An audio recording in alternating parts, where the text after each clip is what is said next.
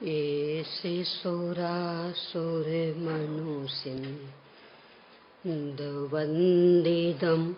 धो देखायिकं विमलं प्रणमामि वर्धमानं तीर्थं धम्मस्य कर्तारम्।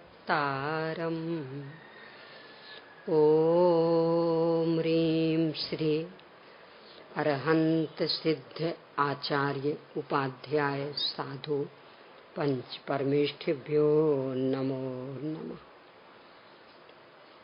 अपना जीवन सुख शांति में बनाने हेतु सुखी होने की कला सीखने के लिए संपूर्ण जिनागम को 5 बिंदुओं में गर्भित करके प्रारंभिक 4 पर समय सापेक्ष चर्चा के बाद में अंतिम बिंदु क्रमबद्ध पर्याय, इस पर अपन चर्चा कर रहे हैं। इतना सब होने के बाद क्रमबद्ध पर्याय को जानना आवश्यक क्यों है? क्या है क्रमबद्ध पर्याय? जिनागम में कहाँ कहाँ ये विषय आया है? सर्वमान्य सत्य भी ये कैसे है? इन विषयों पर चर्चा करते हुए द्रव्यानुयोग संबंधी अपनी चर्चा चल रही है। एक प्रश्न बीच में ले लें, क्योंकि दोपहर को तो अलग अलग होते हैं ना। लोक में भी तो भोजन करने वाले अलग अलग होते हैं। सुबह अलग, इन्हें जो पूरा भोजन सुबह करते वे अलग होते।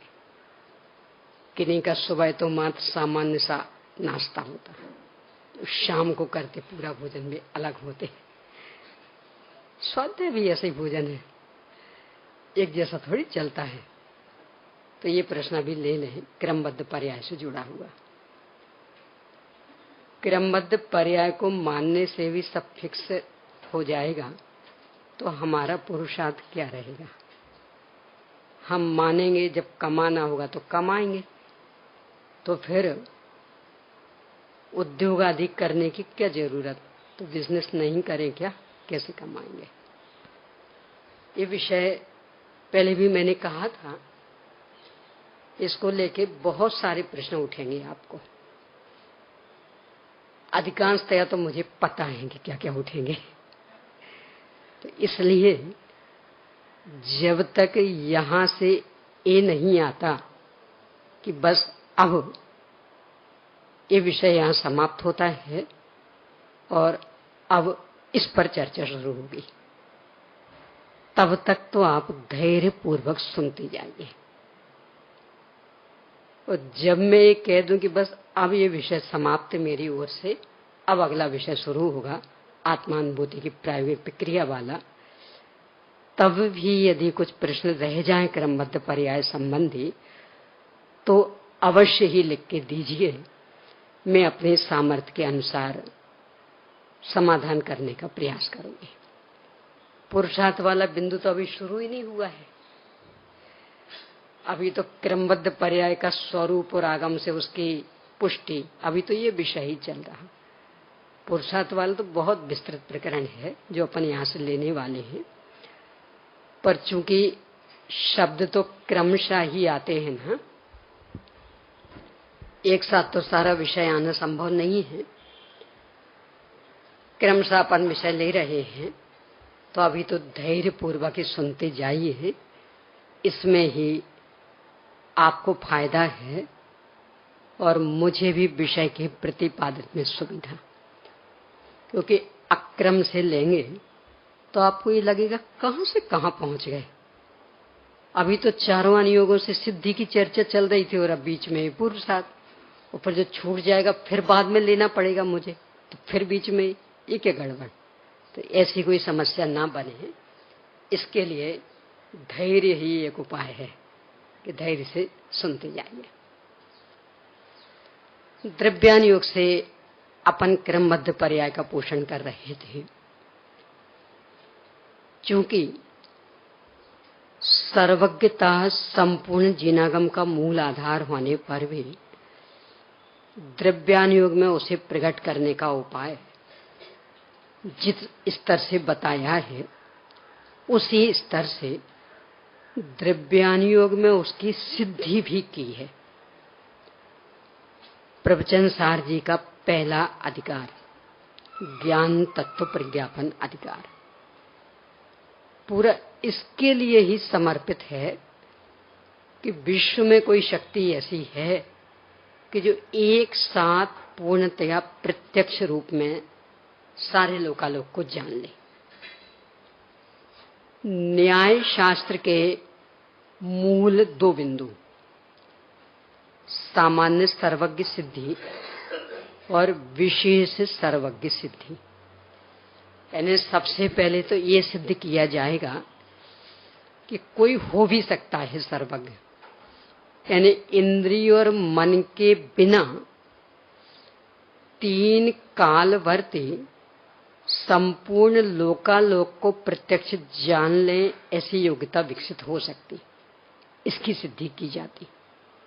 और फिर इसके बाद कि ऐसे सर्वज्ञ भगवान आप हैं, क्योंकि निर्दोषता के बिना सर्वज्ञता प्रकट नहीं होती, यानी वीतरागता के बिना सर्वज्ञता प्रकट नहीं होती। अन्य सब हमें रागी द्वेषी दिख रहे, इसलिए वे वीतरागी नहीं तो सर्वज्ञ भी नहीं। एक अकेले आप ही वीतरागी हैं, इसलिए अकेले आप ही सर्वज्ञ हैं, इसकी सिद्धि की जाती है। और फिर आप वीतरागी हैं सर्वज्ञ हैं, ये बात कैसे सिद्ध हो? तो इसके लिए फिर और तर्क युक्ति कि आप जो भी प्रतिपादन करते हैं वह ना तो परस्पर टकराता है, यानी परस्पर अविरोधी वाक्य, सब और बस एक ही धारा चलती। कथन शैली अलग अलग होगी पर सर्वत्र बस मात्र एक वीतरागता का पोषण।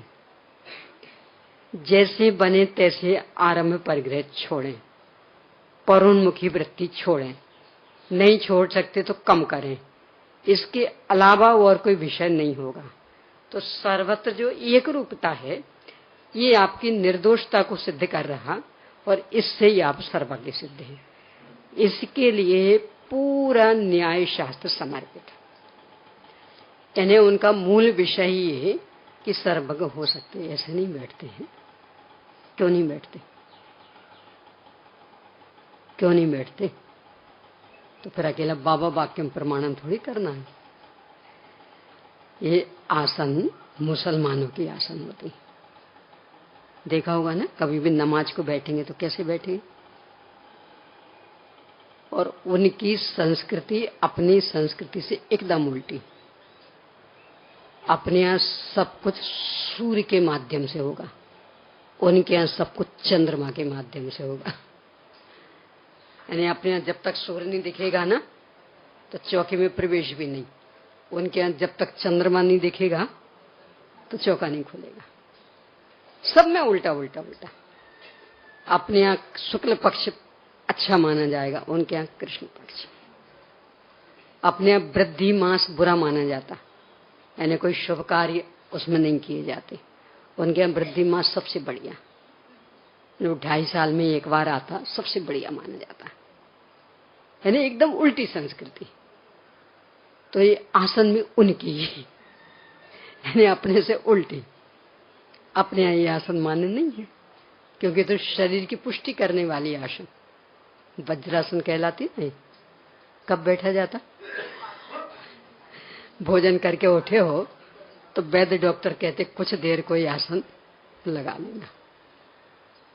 तो ये तो शरीर सापेक्ष, और यहाँ तो शरीर में नहीं हूं, बात ही यहाँ से शुरू होनी। तो शरीर पोषक बातें यहाँ कैसे संभव? इसलिए ऐसे आसन में कम से कम देव शास्त्र गुरु के सामने तो नहीं बैठना। और उनकी संस्कृति पूरी हिंसक संस्कृति, अपने यहाँ की पर्व तिथियां जिसमें बस ज्ञान वैराग्य, बिल्कुल निर्जल उपवास कर तो श्रेष्ठ। और उनके यहाँ की पर्व तिथियां, सबसे बड़ा पर्व बकरीद, सबसे बड़ा पर्व। कितना बढ़िया पर्व, सबसे बड़ा उनका त्योहार बकरी ईद। बस वही दिन रात चलता रहेगा। इसलिए उस संस्कृति की किसी रूप में नकल नहीं करना, यानी एकदम उल्टी, बिल्कुल पूर्व पश्चिम जैसी। एक प्रकार से देखें तो 36 जैसी, एक का मुंह इस तरफ, एक का मुंह इस तरफ। इसलिए बहुत विवेक रखना। ये विराधना के कारण बनते हैं। 84 आसाधनाओं में इनका वर्णन है। और जहां देवशास्त्र गुरु की विराधना करेंगे तो उनसे हम सीख क्या पाएंगे। इसलिए चलिए आ जाए विषय पे। तो सर्वज्ञता की सिद्धि ये द्रव्यान योग का मूल विषय है। द्रव्यान योग का एक अंश, न्याय उसका मूल विषय। और चूंकि सर्वज्ञता में यही सिद्ध किया जाता कि वे 3 कालवर्ती लोकालोक के संपूर्ण पदार्थों को पूर्ण सुनिश्चित रूप में जान रहे। तो पूर्ण सुनिश्चित रूप में जानना कब संभव होगा कि वो पूर्ण सुनिश्चित होंगे, सुव्यवस्थित होंगे, तब तो जान पाएंगे ना। और यदि वे व्यवस्थित नहीं हो तो वो जान कैसे पाएंगे।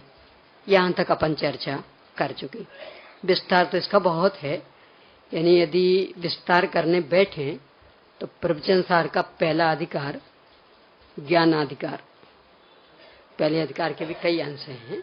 शुद्धोपयोग अधिकार, ज्ञानाधिकार, सुखाधिकार, फिर शुभोपयोग अधिकार। तो जब वो ज्ञानाधिकार वाला प्रकरण पूरा यहाँ ले सकते, पर उतने विस्तार में अपन नहीं जाएंगे। न्याय का भी लिया जा सकता, उस विस्तार में भी नहीं जाएंगे। अब आगे बढ़ते हैं कि ये सुनिश्चितता अकेले अपने जिनागम से ही सिद्ध है, इतना ही नहीं। जिनागम से तो सिद्ध है ही, विज्ञान से भी ये सिद्ध है। एक वर्ष पहले से चंद्र ग्रहण, सूर्य ग्रहण, और वो भी खंडग्रास होगा कि खग्रास होगा, पूरी घोषणाएं, और बिल्कुल वैसा निकलता। ये मौसम संबंधी जानकारियां तो सब अभी तो वो घटित तो हुई ही नहीं, अभी कैसे बता सकते। तो बता देते हैं कि नहीं, और बिल्कुल वैसा ही निकलता कि नहीं। खास करके चंद्र ग्रहण, सूर्य ग्रहण आदि में तो कुछ भी फर्क नहीं पड़ता। तो ये सब जो उन्हें घोषणाएं की, इसका मतलब वो सब सुनिश्चित है। कितने कितने वर्षों के पंचांग, भूतकाल तो हो चुका तो उसमें तो कोई दम है ही नहीं, पर जो भविष्य नहीं हुआ उसके भी किस तारीख को कितने बजे सूर्य उदय और कितने बजे सूर्य अस्त, कौन सी तिथि 6 वाली है और कौन सी तिथि वृद्धि वाली, कि सब अभी तो हो ही नहीं है, तो अभी कैसे बता सकते। किस वर्ष वृद्धि मास आना है, किस वर्ष 29 दिन की फरवरी होनी है, तो अभी तो हुई नहीं, अभी कैसे बताएं। बता सकते नहीं, कैसे बता सकते कि इसका मतलब वो पूरी सुनिश्चित है। यानी जैसा भविष्य हो चुका है इसलिए वो सुनिश्चित है, वो सॉरी, जैसा भूतकाल हो चुका है इसलिए वो पूरा सुनिश्चित है। भविष्य यद्यपि अभी घटित नहीं हुआ, पर सुनिश्चित उतना ही है जितना कि भूतकाल सुनिश्चित हो गया। इसके बल पर ही ये वैज्ञानिक लोग भविष्य की सारी घोषणाएं करते रहते, वर्षों वर्षों तक की। एक कैलेंडर निकला था, 100 वर्ष तक की तिथियां आप उससे जान सकते थे। कैलेंडर बिल्कुल छोटा सा था, तो 100 वर्ष तक की तिथियां, यानी 2024 में अष्टमी कब पड़ेगी, ये अपने बैसाख माह की, वो उसमें से आप जान सकते थे। था बिल्कुल छोटा सा, पर वो इस तरह का उसमें था और विधि दी थी पूरी कि आप इस तरह से उसको देखिए, पूरा जान सकते थे 100 साल तक का। तो इसका मतलब वो 100 साल तक का पूरा सुनिश्चित होगा ना, कि अन्यथा तो फिर झूठा पड़ जाएगा। तो विज्ञान भी ये कह रहा कि सब कुछ सुनिश्चित, अकेला जिनागम ही कह रहा इतना ही नहीं।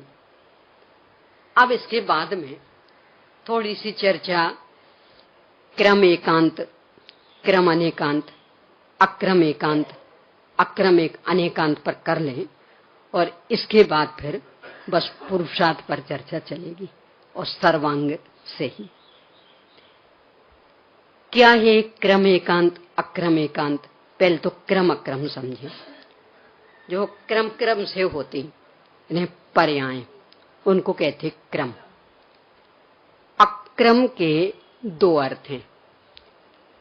कहीं कहीं तो अक्रम यानी होता है गुण, जैसे समय सार जी की दूसरी गाथा, तीसरी गाथा की टीका, क्रम अक्रम।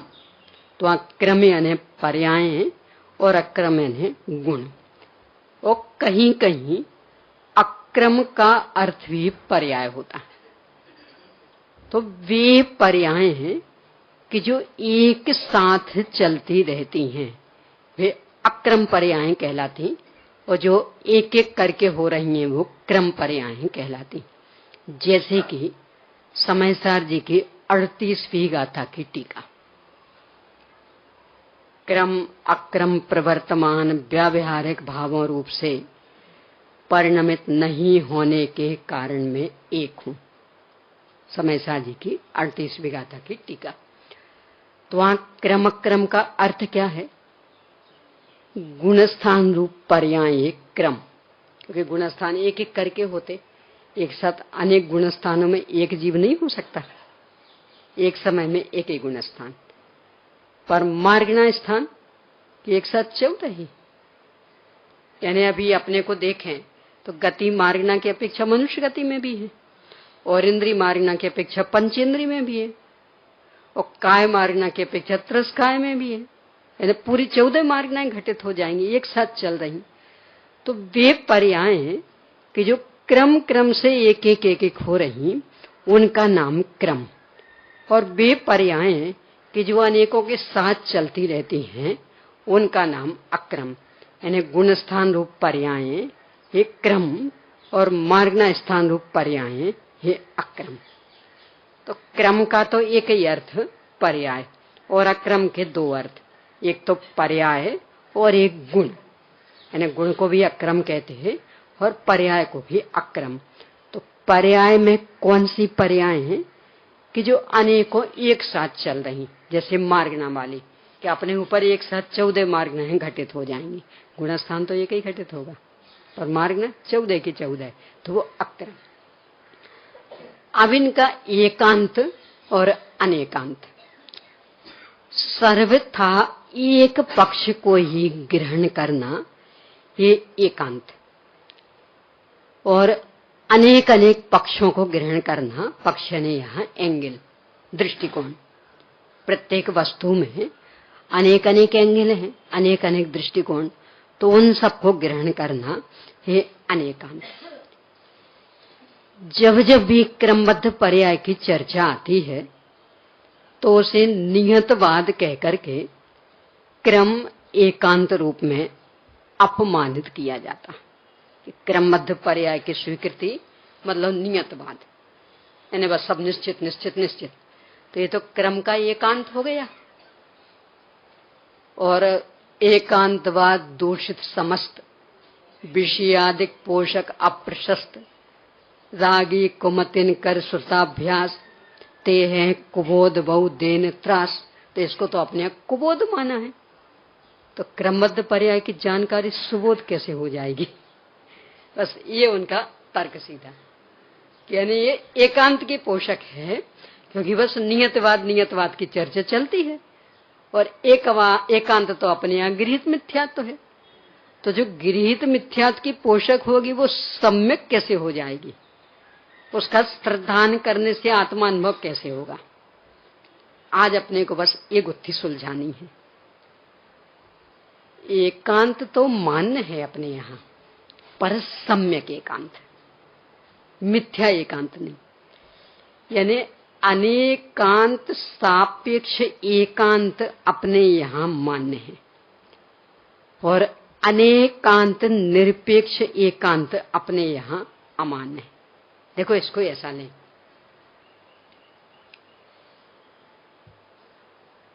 पिताजी सामने बैठे हैं तो मैं कहूं ये मेरे पिताजी ही हैं, कि नहीं? सब ही का प्रयोग तो नहीं होना चाहिए, ही का नहीं तो एकांत हो जाएगा।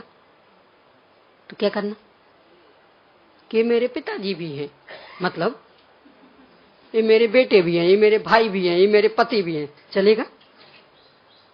ये सब ही तो एकांतवाद का होता है ना, ऐसा ही है।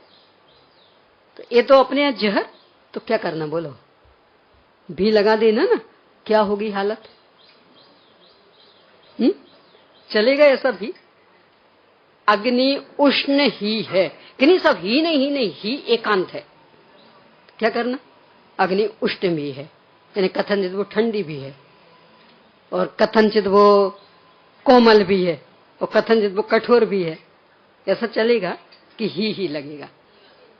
तो ये जो ही वो अनेकांत सापेक्ष, यानी इसमें अपेक्षा है कि उस अग्नि को उष्णता की ओर से देखेंगे, अग्नि को उसके स्पर्श स्वभाव की ओर से देखेंगे तो मात्र उष्ण ही है और कुछ नहीं। इसमें ऐसा अनेकांत लगेगा।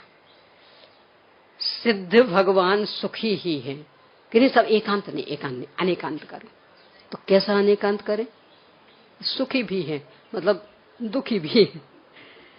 तो क्या होगा फिर कि वहां ऐसा अनेकांत नहीं लगेगा। तो कैसा लगेगा कि ये सर्वथा सुखी ही है, रंच मात्र भी दुखी नहीं है। ये कहलाता सम्यक एकांत। यानी अनेकांत को जोड़ करके, अनेकांत का पुट दे करके हमने प्रतिपादन किया, तो ये सम्यक एकांत, ये अपने यहां मान्य है। यानी मिथ्या एकांत मतलब किसी एक पक्ष का हठाग्रह, उसके पीछे अनेकांत का पुट नहीं, मात्र बस एक का आग्रह, तो वो तो अपने यहां सर्वथा अमान्य, उसको तो कुनय कहेंगे, कुमत कहेंगे, एकांत मिथ्या तो कहेंगे, मतलब गृहीत मिथ्या तो कहेंगे। और अनेकांत का पुट जिसमें विद्यमान है, ऐसा एकांत ये सम्यक एकांत है, और उन सम्यक एकांतों का समूह हो जाता है सम्यक अनेकांत। क्रमबद्ध पर्याय सम्यक एकांत है, इसलिए इसके समूह में सम्यक अनेकांत भी गर्भित है। ये मिथ्या एकांत नहीं है, इसलिए नियतवाद का आरोप इस पर नहीं आता। अब कैसे इसको देखें? पर्यायों के दो नाम जिनागम में मिलते हैं, एक सहभावी पर्याय और एक क्रमभावी पर्याय। सहभावी पर्याय और क्रमभावी पर्याय, इनके और भी नाम हैं। सहभावी को सहवर्ती भी कहीं लिखा मिल जाएगा, सहभू भी लिखा मिल जाएगा।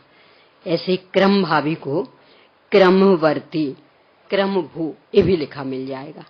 यानी सहभावी, सहवर्ती, सहभू ये पर्यायवाची, क्रमभावी, क्रमवर्ती, क्रमभू ये पर्यायवाची, यानी तीनों का एक अर्थ। प्रत्येक द्रव्य सहभावी और क्रमभावी पर्यायों का अखंड पिंड है। न्याय की भाषा यदि आप लेंगे तो वहां द्रव्य की ये परिभाषा मिलेगी। प्रत्येक द्रव्य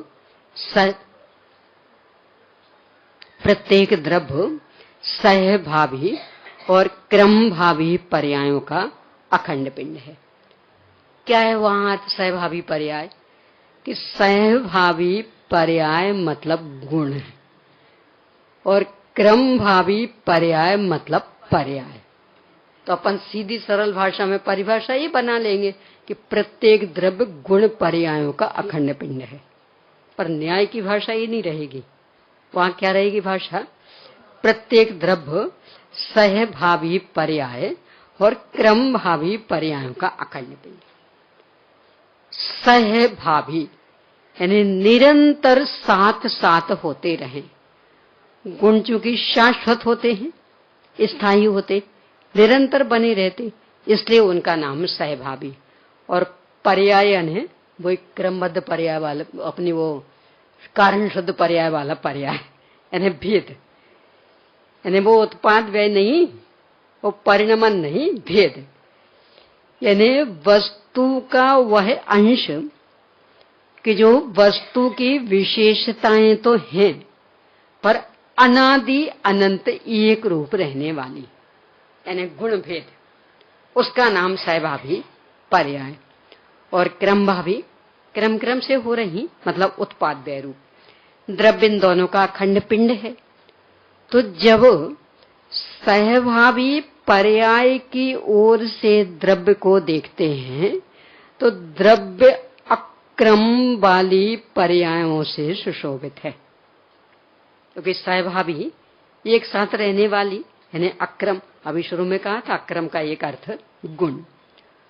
और जब क्रम भावी पर्यायों की ओर से देखते हैं तो प्रत्येक द्रव्य एक एक समय एक एक पर्याय सहित, मतलब क्रम भावी, ये अनेकांत। अब इसी में दूसरा भी कि यदि किसी एक गुण की अपेक्षा उसकी होने वाली पर्यायों को देखते हैं तो संपूर्ण पर्याय क्रमशः सुव्यवस्थित क्रम भावी है। यानी एक अकेला श्रद्धा गुण का लें, जिस समय मिथ्यात्व होगा, सम्यक तो नहीं, सम्यक होगा मिथ्या तो नहीं, जिस समय औपशमिक सम्यक होगा तो छायोपशमिक नहीं, छायोपशमिक होगा तो छायिक नहीं, और वो भी क्रमशः। यानी कभी ऐसा नहीं होगा कि सबसे पहले तो हो गया छायिक सम्यक, वो थोड़ा तीव्र पुरुषार्थी था ना जीव, इसलिए, और बाद में पुरुषार्थ थोड़ा फीका पड़ गया तो हो गया छायोपशमिक सम्यक, और फिर पुरुषार्थ और अधिक ढीला हो गया तो हो गया औपशमिक सम्यक। कि ऐसा नहीं होगा, वो बराबर क्रम है कि कितने ही उग्र पुरुषार्थी हो पर सबसे पहले औपशमिक सम्यक तो होगा, इसके बाद ही छायोपशमिक होगा और इसके बाद ही छायिक होगा। तो ये क्रम। तो इस तरह अकेले एक श्रद्धा गुण की ओर से देखेंगे तो उसके सारी पर्याय क्रमबद्ध यानी क्रम से सुव्यवस्थित कहलाएंगे। जिस समय श्रद्धा गुण में परिणमन चल रहा, उसी समय अन्य अन्य गुणों में भी तो परिणमन चल रहा ना। तो श्रद्धा गुण की एक समयवर्ती एक पर्याय के साथ और अनंत अनंत गुणों की उसी समयवर्ती एक एक पर्याय को लेकर अनंत पर्याय चल रही। यानी जिस समय श्रद्धा गुण की सम्यक तो पर्याय, उसी समय ज्ञान गुण की सम्यक ज्ञान, चारित्र गुण की सम्यक चारित्र, सुख गुण की कुछ अतीन्द्रिय आनंद, कुछ दुख, वीर गुण की इसमें ही शक्ति लग रही है, ऐसे पूरे अनंत अनंत गुणों की ले लें। तो इस ओर से देखें तो एक एक समयवर्ती पर्याय भी अक्रम यानी सहभावी, यानी अनंत अनंत गुणवर्ती एक एक पर्याय एक एक समय की।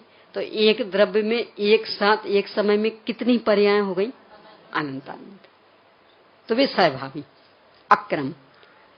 इस तरह से पर्याय कथनचित क्रम भावी और कथनचित अक्रम भावी, यानी एक एक गुण की एक एक समयवर्ती एक एक पर्याय को देखते हैं तो हर पर्याय क्रम भावी, और जिस समय उस एक गुण में परिणमन चल रहा उसी समय अनंत गुणों में भी चल रहा, तो उनकी ओर से किसी भी पर्याय को देखें तो चूंकि एक साथ अनंत अनंत चल रही, इसलिए वे सारी पर्याय अक्रम भावी।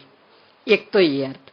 और दूसरा अक्रम यानी गुण, कि जिस समय कोई पर्याय चल रही तो उसका शाश्वत गुण भी चल रहा, और गुण का नाम अक्रम। तो क्रम अक्रम से सहित है, अक्रम का पुट उसमें विद्यमान है, और अक्रम क्रम से सहित है, उसमें क्रम का पुट विद्यमान है। और ये दोनों ही जिनागम को मान्य है, हमें मान्य है। इसका मतलब क्रम पोषक अक्रम और अक्रम पोषक क्रम, यानी सम्यक एकांत क्रम का, उन सबके समूह का नाम सम्यक अनेकांत। सम्यक अनेकांत में से सम्यक एकांत क्रम का निकला। ये अपने यहाँ की अपेक्षाएं हैं, जिनको विषय और स्पष्ट नहीं हुआ हो, और ये वाली पुस्तक यदि आपके पास हो क्रमबद्ध पर्याय निर्देश का, तो इसके पेज नंबर 110 और 111 से इस विषय को आप बहुत दोहरा सकेंगे। अब अपना विषय पुरुषार्थ की ओर बढ़ रहा, कि सब कुछ सुनिश्चित। सब कुछ सुनिश्चित मतलब क्या? स्वभाव, पुरुषार्थ, काल लब्धि, भवितव्य और निमित्त, ये 5। कौन कौन से 5? स्वभाव, पुरुषार्थ, काल लब्धि, भवितव्य और निमित्त। थोड़ा सा इनका स्वरूप देख लें। किस में कार्य होना, यानी उस काम रूप से परिणमित होने की त्रयी कालिक योग्यता, वह कहलाता स्वभाव। यानी सम्यक्त जब भी होगा, किस में होगा? वैसे लें तो श्रद्धा गुण में, क्योंकि वो श्रद्धा गुण की पर्याय। और आगे बढ़े तो भव्य जीव में, और आगे बढ़े तो निकट भव्य में, क्योंकि अति दूरांदूर भव्य में तो नहीं होगा, अभव्य में होने का प्रश्न ही नहीं। तो ये कहलाएगा स्वभाव।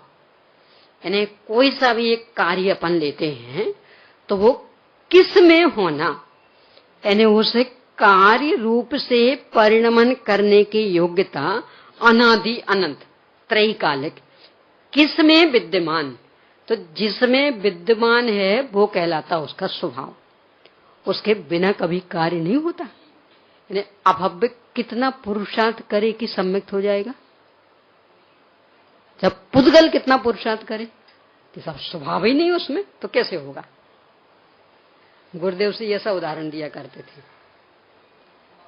100 भैंसे हों पाड़े, 100 पाड़े है, मतलब भैंस का पुल्लिंग 100 हो, हमें बस अकेला 1 पाव दूध चाहिए, ज्यादा नहीं चाहिए, अकेला बस 1 पाव, और पाड़े वहां 100 है, तो कब तक निकल आएगा 1 पाव दूध?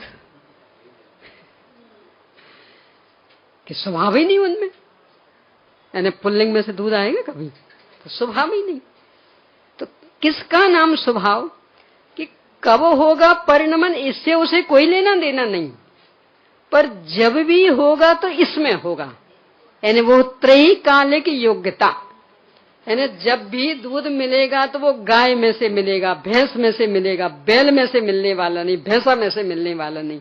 ये त्रैकालिक उपादान मतलब स्वभाव। तो कार्य किस में होगा, इसका नियामक जो कारण होता है उसका नाम होता स्वभाव। ठीक है। अब पुरुषार्थ, पुरुषार्थ का विश्लेषण तो बहुत आएगा, अभी तो सामान्य सा अर्थ, मतलब 5 समवायों के संबंध में। कार्य किस विधि से होगा, उसकी प्रोसेस क्या होगी, प्रक्रिया क्या होगी, वो भी पूरे सुनिश्चित है। यानी आपको एक पंखा चालू करना, तो उसकी एक प्रोसेस है, प्रक्रिया है। और यदि आपने उससे किया काम तब तो हो जाएगा, और उसको छोड़ के बाकी कुछ किया कि सब एक घुमाना है ना, एक बड़ा डंडा लो और फंसा के, ठंडी हवा आएगी कि पसीना पसीना हो जाओगे। कि तो हम तो सुना था पंखे के नीचे में तो ठंडी हवा आती है, तो पसीना पसीना हो गए। सिस्टमेटिक काम होता है। अब आप वो पद्धति नहीं अपनाओगे तो यही फल मिलेगा। तो प्रत्येक पर्याय के प्रकट होने की एक सुव्यवस्थित प्रक्रिया, उस प्रक्रिया से वो पर्याय प्रकट होगी, यानी विधि। सिस्टम, उसका प्रोसेस, तो वो कहलाता है पुरुषार्थ। और विस्तार से तो और अलग आएगा, अभी तो संक्षेप में कि पुरुषार्थ मतलब उस कार्य होने की विधि, यानी वो जो कार्य होना जो कि स्वभाव में योग्यता, तो किस विधि से प्रकट होगा, तो जिस विधि से प्रकट होता उस विधि को कहते हैं पुरुषार्थ।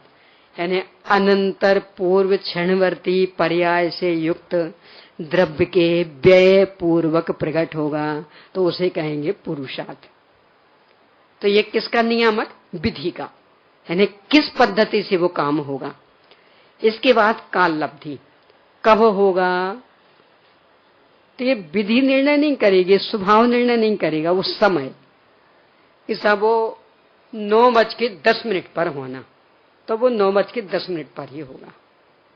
आप 9:09 तक बिल्कुल निश्चिंत रहिए कि हम पहले ले आए तो असंभव। देखो हर क्षेत्र में ऐसा, यानी आपने कुकर चढ़ा दिया और उसकी सीटी का एक काल निश्चित, अब करो उतावली, यानी वो 10 मिनट में सीटी आनी मान लो, तो आप जल्दी जल्दी करो, यानी ऐसा करना और दोनों ही चूल्हे जला लेना और दोनों की लो जल्दी आ जाए। क्या हो गई हालत? कदाचित प्रेशर से जल्दी सीटी आ भी जाएगी, पर साथ में कुकर भी फट सकता, और कदाचित नहीं भी फटा तो सामान तो नियम से कच्चा रह जाएगा। सीटी पे सीटी देते रहना। तो काल भी सुनिश्चित कि किसमें कितना काल लगेगा, कौन सी पर्याय कब आनी, तो ये समय, तो समय का नियामक यानी कब होना वो कार्य, यानी योग्यता तो है पर कब प्रगटेगी कि आपके उतावलेपन से प्रकट नहीं होगी, उसका एक समय है। देखो लोक में किसी में भी उतावलापन नहीं चलता। एक बूढ़ी सास है, पोते को देखने की बहुत भावना, बहू गर्भवती भी है,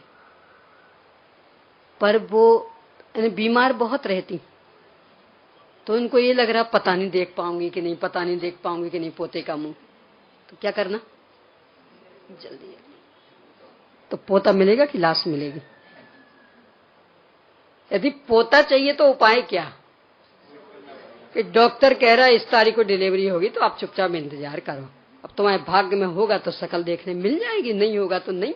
पर चूंकि मुझे शकल देखने मिल जाए इसके लिए उतावलापन किया तो क्या हालत होगी, सोच लेना।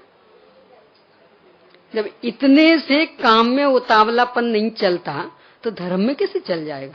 जल्दी जल्दी जल्दी जल्दी, कि ऐसे अधीरों को नहीं होता। ये तो लोक में भी धीर बनना पड़ता। अभी अपने ट्रैफिक वगैरह का होता ना, अब वो मान लो लाल बत्ती चल रही, अपने को तो जल्दी जाना, क्या करना, निकाल लो गाड़ी, क्या होगा? जहां पहुंचेंगे, जहां पहुंचना था वहां पहुंचेंगे कि बोलो, तो चलेगा उतावलापन। अभी हो गया था ना, यानी सामने वाली सड़क तो बिल्कुल खाली हो गई थी, पर वो लाल बत्ती हरी में बदल ही नहीं रही थी, तो हमारे भैया देख रहे थे क्या चक्कर क्या है, तो इस तरफ की भी देखी चक्कर क्या है, बिगड़ता नहीं है। अब होते रहो उतावले, पर जब तक वो हरा नहीं होता और गाड़ी डाल दी तो क्या होगा बोलो? किसी भी काम में लेना, हर एक का अपना समय सुनिश्चित, उसके पहले आप कितनी अधीर होना, कितनी उतावलापन करना, कितनी देखा देखी करना, पर वो तो जब हरी बत्ती होनी तब होगी। आपके देखने से थोड़ी होगी, सब पूरी सड़क खाली हो गई हो तो भी अभी तक लाल बत्ती चल रही, तो चल रही है ना, चल रही, आपके उतावलेपन से कुछ नहीं होना। तो कब होगा कार्य, इसका निर्णय देगा वो काल लब्धि का बिंदु, कि जब हमारा समय होगा तब आएंगे, जब तक समय नहीं तब तक नहीं आएंगे, तो काल लब्धि यानी समय के नियामक। इसके बाद क्या होगा कि चाह के अनुसार नहीं, उसमें जो योग्यता होगी वो होगा, तो इसके नियामक यानी क्या होगा, तो योग्यता अनुसार होगा, ये है भवितव्यता, यानी किसके नियामक कि क्या होगा, कब होगा का उत्तर देगी काल लब्धि, और क्या होगा का उत्तर भवितव्यता। और कौन ऐसा होगा कि जिस पर अनुकूलता का आरोप आएगा? वो स्वयं इस कार्य रूप नहीं परिणमेगा, पर साक्षीदार वो बनेगा, वो भी निश्चित, तो वो है निमित्त। इस तरह से 5 समवाय। समवाय यानी होता समूह, समवाय यानी समूह। और ये चूंकि 5 चीजें, तो इन 5 का समूह एक साथ होगा तब कहीं कोई सा भी कार्य होगा। स्वभाव एक किस में होगा, इसका उत्तर देने वाला। पुरुषार्थ किस विधि से होगा, इसका उत्तर देने वाला। काल लब्धि किस समय होगा, कब होगा, इसका उत्तर देती। भवितव्यता क्या होगा, इसका उत्तर देती। और निमित्त कि कौन ऐसा होगा कि जो साक्षीदार बनेगा। स्वयं कार्य रूप परिणमित नहीं होगा, पर अनुकूलता का आरोप उस पर ही आएगा, इसलिए वो साक्षीदार रहेगा। तो कौन ऐसा होगा, इसका उत्तर देने वाला निमित्त नामक बिंदु। तो 5 सुनिश्चित, इसका नाम है क्रमबद्ध पर्याय, यानी 5 की सुनिश्चितता। इसको और भी ले तो स्थान भी सुनिश्चित, व्यक्ति भी सुनिश्चित, समय भी सुनिश्चित, निमित्त भी सुनिश्चित, विधि भी सुनिश्चित। इसका एक नाम है क्रमबद्ध पर्याय, यानी सर्वांग सुनिश्चितता। इसका नाम क्रमबद्ध पर्याय, यानी 5 समवायों की सन्निधि और इसमें कार्य होता। वैसे तो पुरुषार्थ वाली समस्या इतने से ही समाप्त हो गई, क्योंकि वो भी तो सुनिश्चित है ना। यानी 5 समवाय सुनिश्चित है ना, तो उसमें पुरुषार्थ भी है ना। तो नहीं करें हम पुरुषार्थ, बात कहां से आई? यानी कोई सी भी पर्याय होगी तो उसका तो पुरुषार्थ भी सुनिश्चित, तो उसके अनुसार वो होने ही होने वाला। पर इतने से प्रश्न समाधान को प्राप्त नहीं होता, इसलिए अब इसका विस्तार से अपन वर्णन करते हैं। पुरुषार्थ शब्द बहुत व्यापक शब्द है, कई कई तरह से इसको ले सकते हैं अपन। क्रम से देखते हैं। सबसे पहला, वीर्य गुण के परिणमन को पुरुषार्थ कहते हैं। सबसे पहला अर्थ, वीर्य गुण के परिणमन को पुरुषार्थ कहते हैं। और वीर्य गुण समन गुण है। गौमठ सार कर्मकांड में आचार्य नेमिचंद सिद्धांत चक्रवर्ती ने 15वीं गाथा से लेकर 20वीं गाथा तक के प्रकरण में 8 कर्मों के क्रम का औचित्य सिद्ध किया। यानी 8 कर्मों को एक क्रम से रखा ना, ज्ञानावरण, दर्शनावरण, वेदनीय, मोहनीय, आयुष्क, नाम, गोत्र, अंतराय, यानी घाती के बीच में अघाती, अघाती के बाद घाती, इस तरह के घोलमेल स्थिति। तो ये जो क्रम दिया, उससे क्रम का औचित्य सिद्ध किया उन्होंने, कि ऐसे ही नहीं दे दिया कि बस किसी को भी रखना था तो रख दिया, वो औचित्य। तो औचित्य सिद्ध करते हुए अंतराय कर्म को सबसे अंत में क्यों रखा? है तो घाती और अघाती के बाद, तो क्यों रखा? उसके पीछे 3 कारण दिए। तो उसमें एक कारण, जिसके लिए अभी ये शुरू किया अपन ने, कि जीवा जीव गद मिदी चरिमे, चरिमे यानी अंत में, यानी अंतराय कर्म को अंत में क्यों रखा? कि वह जिस गुण के घात में निमित्त बनता है, वह गुण जीव और अजीव सभी में पाया जाता है। किस गुण के घात में निमित्त बनता? वीर्य गुण के घात में। तो वीर्य गुण जीव और अजीव सभी में पाया जाता है, इसलिए वो गुण व्यापक हो गया, यानी खूब मोटा ताजा हो गया। व्यापक मतलब सब में पाया जाए तो मोटा ताजा। और लोग का भी मनोविज्ञान क्या है, यानी मान लो सीट ऐसे हो, एक तरफ से खुली हो, दूसरी तरफ से तो मान लो दीवार, तो बिठाना शुरू करेंगे अपन। तो जो दुबले दुबले होंगे उनको पहले बिठा देंगे, और जो मोटा होगा तुम तो अंत में बैठो, अब यहाँ फैलते रहना। है ना, बीच में बैठ जाओगे, 2 जन की जगह घेर लोगे, यही नियम हो मनोविज्ञान यही कहता ना, यानी मोटा ताजा होगा तो उसे बीच में नहीं बिठाएंगे, उसे अंत में, क्योंकि इस तरफ खुला है, तब जो भी फैलना हो फैलते रहना। भले सीट ज्यादा नहीं है पर बाकी जगह तो खुली है ना, तो फैलते रहना। अंतराय कर्म और जीव अजीब गुण में स्थित वीर गुण के घात में निमित्त, तो मतलब व्यापक हो गया, तो तुम अंत में बैठो, तो अब फैलते रहना। यानी वीर गुण जीव और अजीव दोनों में विद्यमान है, वहां ये चर्चा आचार्य श्री ने की। जैसे ज्ञान गुण के पर्यायों को मत ज्ञान, श्रुति ज्ञान आदि नाम मिलता, दर्शन गुण की पर्यायों को चक्षु दर्शन, अचक्षु दर्शन आदि नाम मिलता, ऐसे ही वीर गुण की पर्याय को कहते हैं पुरुषार्थ।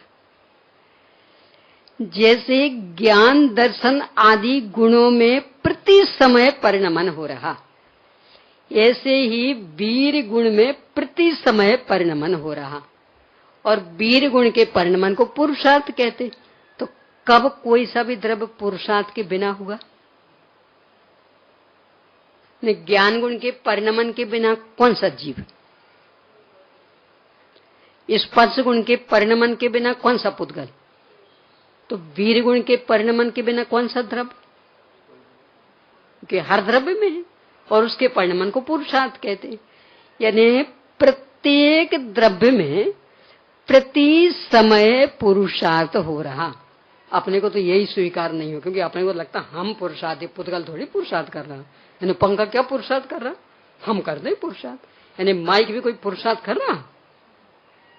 हमारे तो बोलने में ताकत लग रही, इसकी तो कोई ताकत नहीं ना, तो इसकी क्या वैल्यू, क्या पुरुषार्थ करता? यही अपनी तो सोच यही है ना, यानी जीव पुरुषार्थ करने वाला। और भगवान क्या कह रहे? प्रत्येक द्रव्य में पुरुषार्थ हो रहा, उसकी जो भी पर्याय हो रही है उसमें उसकी शक्ति खर्च हो रही, उसकी एनर्जी वो लग रही है उसमें, तो वो उसका पुरुषार्थ। चाहे जीव हो चाहे अजीव, कोई से भी हो, पर प्रत्येक द्रव्य में वीर नाम का गुण है और उसके परिणमन को पुरुषार्थ कहते हैं। तो वो प्रत्येक द्रव्य में प्रति समय चल रहा है, यानी वीर गुण का परिणमन प्रति समय चल रहा, इसलिए प्रत्येक द्रव्य में पुरुषार्थ हो रहा। यानी उसमें जो जो भी पर्याय प्रकट हो रही हैं उन्हें सब में वीर गुण के परिणमन का रूप चल रहा, शक्ति उनसे मिल रही है। यानी जानना ये तो ज्ञान गुण का कार्य, और जानने की शक्ति, वो शक्ति त्रैकालिक नहीं, यानी हम जो जान रहे थे उसमें हमारी ताकत लग रही ना, तो वो कि वो वीर गुण का रूप, वीर गुण के परिणमन का रूप, इसके कारण वो जानने की सामर्थ्य, ऐसा हर एक में लगा लेना। तो जब इस दृष्टि से देखेंगे तो कौन सी पर्याय ऐसी है कि जो पुरुषार्थ के बिना प्रकट हो रही? चाहे जीव की हो चाहे पुद्गल की हो, किसी भी द्रव्य की हो, हर पर्याय में उसका अपना अपना पुरुषार्थ चल रहा। तो यदि हमने सब कुछ सुनिश्चित मान लिया तो हमारे पुरुषार्थ का क्या होगा, ये प्रश्न ही। क्यों? क्योंकि कोई सी भी पर्याय ताकत के बिना होती नहीं है, और उस ताकत को पुरुषार्थ कहते, वीर गुण के परिणमन को पुरुषार्थ कहते। तो हर पर्याय में ताकत लग रही है, और वो भी पूरी सुनिश्चित। यानी जैसे ज्ञान गुण की पर्याय का क्रम है ना, वो जो कल अपन ने चैन वाला लिया था, साइकिल की चैन और दांते, तो बराबर सुनिश्चित है। अब ऐसे ही और कई चैन लगे हों तो बराबर वो फंसते जाएंगे। तो ऐसे ही काल द्रव्य के समय रूपी दांते और अनंत अनंत अनंत गुणों की पर्याय रूपी वो खंड, और वे सब उस दांते में फंसते जा रहे। तो ज्ञान गुण की पर्याय एक एक समय बढ़ती, तो वीर गुण की पर्याय भी उसके साथ एक एक समय बढ़ती चल रही। तो मान लो अभी 9:20 वाली ज्ञान की पर्याय, तो 9:20 वाली वीर की पर्याय, 9:20 वाली दर्शन की पर्याय, और वो जो 9:20 वाली वीर की पर्याय है उसका रूप 9:20 वाली जीव की संपूर्ण पर्याय में विद्यमान, वो उसके कारण वो पर्याय व्यक्त हो रही, अपना कार्य कर रही, यानी शक्ति इससे मिल रही। रूप तो समझते हैं रूप और स्वरूप। गुरुदेव जी का पेटेंट रहा है तो गुरुदेव जी को सुनने वाले तो अच्छे से परिचित। यानी हर पर्याय पर्याय में वीर गुण के परिणमन मतलब पुरुषार्थ का रूप चल रहा है। तो इसके कारण हर पर्याय में उसकी अपनी योग्यता विकसित हो रही। तो कोई सी भी पर्याय ऐसी नहीं कि जो पुरुषार्थ के बिना होती हो। हर पर्याय के साथ अपना अपना पुरुषार्थ लगा हुआ। ये तो एक अर्थ हुआ, पर इससे हम संतुष्ट होने वाले नहीं, क्योंकि हमारे हाथ में कुछ आना चाहिए ना। अभी तो हो ही रहा है, तो पुद्गल में भी हो रहा, तो हमें क्या है इसका। तो अब दूसरा अर्थ पुरुषार्थ। इसमें मूल शब्द हैं दो, पुरुष और अर्थ। पुरुष यानी होता आत्मा और अर्थ यानी होता प्रयोजन अथवा के लिए होता ना विद्यार्थी। तो विद्या ही है प्रयोजन जिसका, अथवा विद्या के लिए जिसने जीवन समर्पित किया। यानी अर्थ शब्द प्रयोजन के अर्थ में भी आता और के लिए के अर्थ में भी आता। पुरुष यानी आत्मा। पुरुषार्थ सिद्धि उपाय में विश्लेषण इस तरह से किया, अस्ति पुरुषश्चिदात्मा, कि चैतन्य स्वरूपी आत्मा को पुरुष कहते हैं। तो पुरुष यानी आत्मा। तो आत्मा के लिए जो होता है उसे पुरुषार्थ कहते हैं। सीधी सीधी परिभाषा। और तत्व सूत्र का पहला भाग यहां रखा गया, आप लोगों ने उठा तत्व सूत्र का पहला भाग। तो पुरुष यानी आत्मा और अर्थ यानी है प्रयोजन, मतलब के लिए भी। यानी आत्मा के लिए होने वाले कार्यों का एक नाम है पुरुषार्थ। गोरख धंधे का नाम पुरुषार्थ नहीं, वो भी आएगी चर्चा, वो अगले अर्थों में। अभी तो ये दूसरा वाला अर्थ। तो अभी तो इसमें है कि आत्मा के लिए होने वाले कार्य का एक नाम पुरुषार्थ। आत्मा क्या चाहता है? कि दुख, आकुलता, बेचैनी, सबका उद्देश्य क्या? एक ही, जे त्रिभुवन में जीव अनंत, सुख चाहे दुख ते भय बंद, बस सबका एक ही है। तो इसके लिए होने वाला जो भी कार्य है उसका एक नाम है पुरुषार्थ। पुरुष का अर्थ मूल में तो आत्मा होता है, पर ऐसे लें तो पुरुष यानी पुरुष भी होता है। पर जिनागम में पुरुष का अर्थ पुरुष नहीं, आत्मा। तो आत्मा के संदर्भ में इसकी व्याख्या करते हुए आचार्य नेमिचंद सिद्धांत चक्रवर्ती ने बहुत सुंदर ढंग से मीमांसा की। गोमटसार जीवकांड वेद मार्गणा अधिकार। ये इस दृष्टि से भी विचारने बिंदु कि अपने को पुरुष कहलाते हो ना, मानते हो, और इसके बल पर ही दूसरों को हीन, तो पुरुषत्व प्रकट करने की भी कोशिश करना, तब वो पुरुष शब्द सार्थक होगा। अकेले दूसरों को दबाने से पुरुषत्व नहीं होता। अकेले विषय वासनाओं के पोषण से पुरुषत्व नहीं होता। उसके लिए तो फिर वो पूजन की पंक्ति याद कर लेना, पुरुषत्व गमाया पर प्रभु भर। तो उसमें तो ये कि वो पुरुषत्व थोड़ी, वो तो गमा दिया है, तो वो नहीं। तो क्या है इसकी मीमांसा यहां से अपन पढ़ते हैं। मूल इसका आधार गोमटसार जीवकांड, उसका वेद मार्गणा वाला प्रकरण। पुरुष शब्द में मूल दो शब्द हैं, पुरु और शा।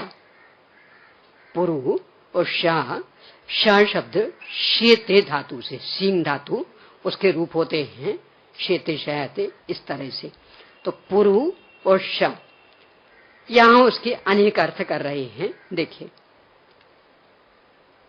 पहला अर्थ तो पुरु यानी उत्कृष्ट, पुरु मतलब गुण, पुरु यानी है उत्कृष्ट गुण, अर्थात सम्यक ज्ञानादि उत्कृष्ट गुणों के समूह में, शी धातु शेते, तो शेते यानी स्वामी होकर प्रवृत्ति करता है, वो पुरुष कहलाता है। उत्कृष्ट गुण जो सम्यक ज्ञानादि गुण, तो सम्यक ज्ञानादि उत्कृष्ट गुणों के समूह में स्वामी होकर प्रवृत्ति करने वाला पुरुष कहलाता है। और इस प्रयोजन की सिद्धि, क्योंकि एक कहलाना मतलब सम्यक रत्नत्र संपन्न जीवन, सम्यक ज्ञानादि गुणों में स्वामी होकर प्रवर्तित, यानी अपना जीवन सम्यक रत्नत्र संपन्न बना, तो इसके लिए होने वाले काम का नाम है पुरुषार्थ। वो भी आपका आएगा, घबराना नहीं, प्रक्रम क्रम से सब आएगा।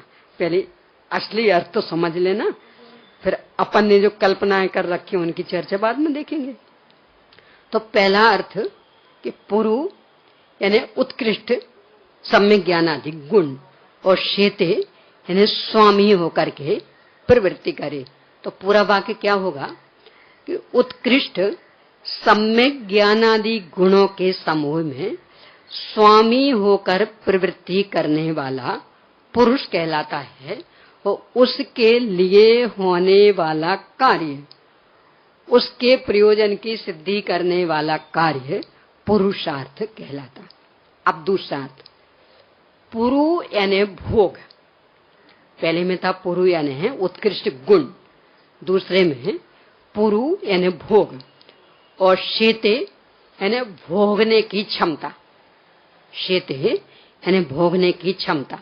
तो पूरा अर्थ क्या बनेगा, नरेंद्र चक्रवर्ती इंद्र आदि संबंधी उत्कृष्ट भोगों के समूह में भोक्ता होकर प्रवृत्ति करने वाला पुरुष कहलाता है। पुरु यानी भोग, शेते यानी भोगने वाला। तो नरेंद्र चक्रवर्ती इंद्र आदि, क्योंकि उत्कृष्ट पद माने जाते, इनकी संपत्ति भी उत्कृष्ट होती। तो नरेंद्र चक्रवर्ती इंद्र आदि संबंधी उत्कृष्ट भोगों के समूह में भोक्ता होकर प्रवृत्ति करने वाला पुरुष है, और उसके प्रयोजन की सिद्धि यानी उसके लिए होने वाला कार्य पुरुषार्थ कहलाता है। ये दूसरा अर्थ। अब तीसरा, पुरु यानी कर्म, पुरु यानी कर्म मतलब कार्य, सक्रियता, क्रियाशीलता, अर्थात धर्म अर्थ काम मोक्ष रूप चार पुरुषार्थमय कर्म, इसको सक्रिय कहते ना हम व्यक्ति को। जो व्यक्ति धर्म करे, का अर्थ करे, यानी कमाई करे, तो हाँ ये पुरुषार्थी है। देखो बिल्कुल शून्य में से खड़ा करके इतना बड़ा कर लिया, बहुत पुरुषार्थी। और परिवार बढ़ा ले तो भी कहलाता पुरुषार्थी, और मोक्ष चला जाए तो कहने क्या, वो तो अनंत पुरुषार्थी। यानी धर्म अर्थ काम मोक्ष रूप में परिणमन करे तो वो काम करने वाला कहलाता, सक्रिय कहलाता। और शेते यानी आचरण करने वाला, यानी धर्म अर्थ काम मोक्ष रूप चार पुरुषार्थमय कर्म का आचरण करने वाला पुरुष कहलाता है, और उसके लिए किया जाने वाला काम अथवा उसके प्रयोजन की सिद्धि जिससे होती है उसका नाम पुरुषार्थ। ये तीसरा अर्थ। अब चौथा अर्थ अंतिम, बस यही लेकर के चर्चा खत्म करूंगी, घबराना नहीं, 2 मिनट लग जाएंगे। तीसरा फिर से, पुरु यानी कर्म, कर्म मतलब कार्य, यानी धर्म अर्थ काम मोक्ष पुरुषार्थ रूप कार्य, और शेते यानी आचरण करना, यानी उस कामों को करना। तो इन चार पुरुषार्थ रूप कामों को करने वाला कहलाता है पुरुष, और उसके लिए अथवा उसका प्रयोजन जिससे सिद्ध हो उसका नाम है पुरुषार्थ। अब चौथा, समय तो हो गया है, चलो आगे, चर्चा बहुत है आगे। चलिए चौथा कर ले तो। पुरु यानी उत्तम पद, मतलब परमेष्ठी पद।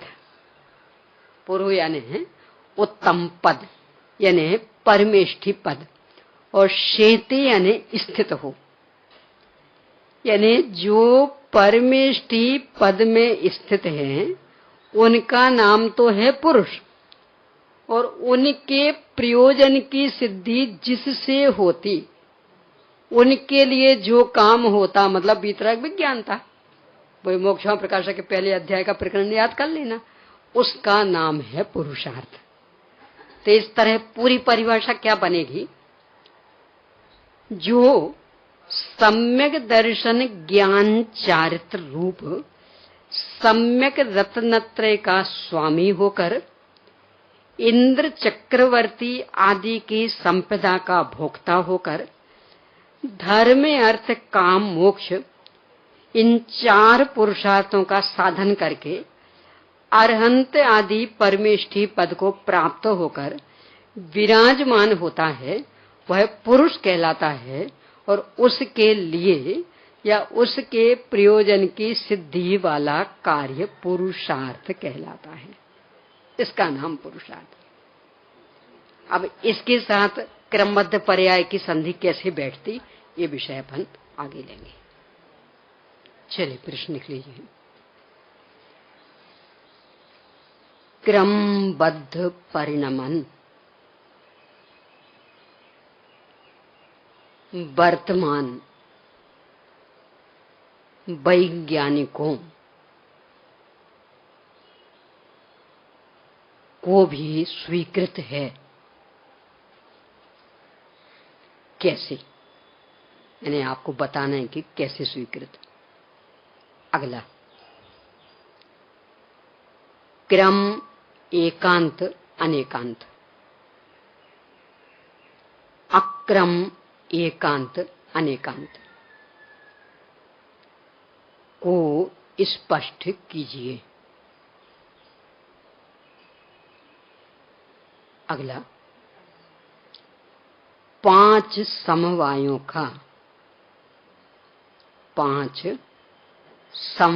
का सामान्य अर्थ बताते हुए